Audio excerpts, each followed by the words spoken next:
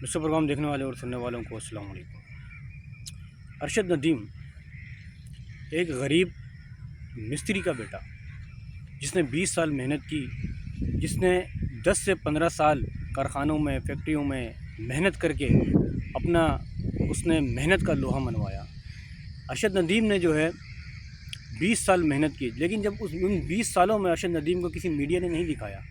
ان 20 سالوں میں جو ہے ارشد ندیم کو حکومت نے ارشد ندیم کی مدد نہیں کی، کسی ریاست نے مدد نہیں کی۔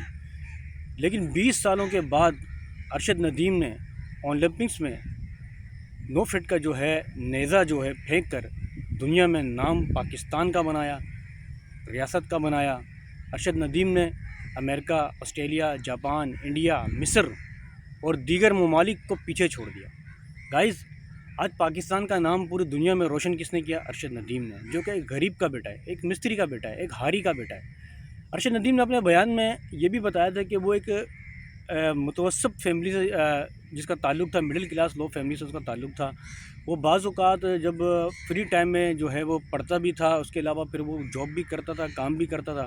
ارشد ندیم نے مزید یہ بتایا کہ میں نے محنت کی ہے، میں نے مزدوری کی ہے، میں نے کارخانوں میں کام کیا ہے، میں نے دیگر اوقات جو ہے بہت ساری جگہوں میں محنت کر کے کام کر کے جو ہے میں آگے نکلا ہوں۔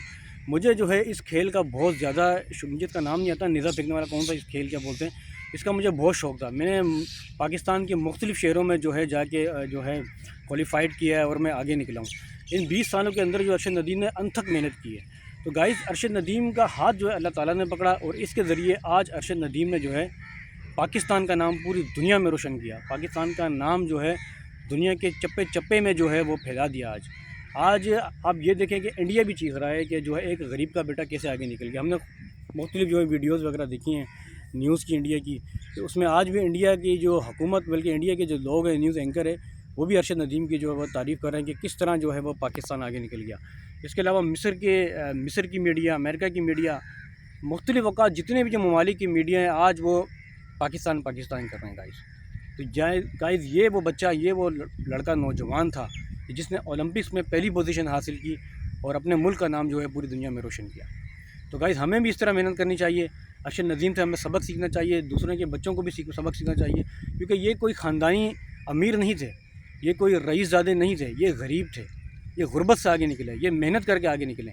لوگ بولتے ہیں نا کہ مثال کے طور پہ کہ جو محنت کرتا ہے، جو منزل پانے کے لیے آگے نکلتا ہے، تو اللہ تعالیٰ اس کا ساتھ دیتا ہے۔ قرآن میں بھی اللہ تعالیٰ نے فرمایا کہ انسان جس کی کوشش کرتا ہے کہ میں اسے، انسان جو جس چیز کے لیے وہ کوشش کرتا ہے میں اسے وہی دیتا ہوں۔ تو ارشد ندیم نے جس چیز کی کوشش کی اسے وہی ملا۔ تو آپ خود دیکھ لیں نتیجہ کیا ہوا۔